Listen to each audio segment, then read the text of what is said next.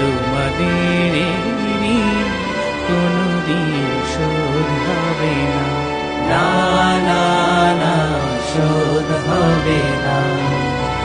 মৃত্যুর মুখোমুখি দাঁড়িয়ে 7 কোটি মানুষের জীবনের সন্ধান হারালে যারা,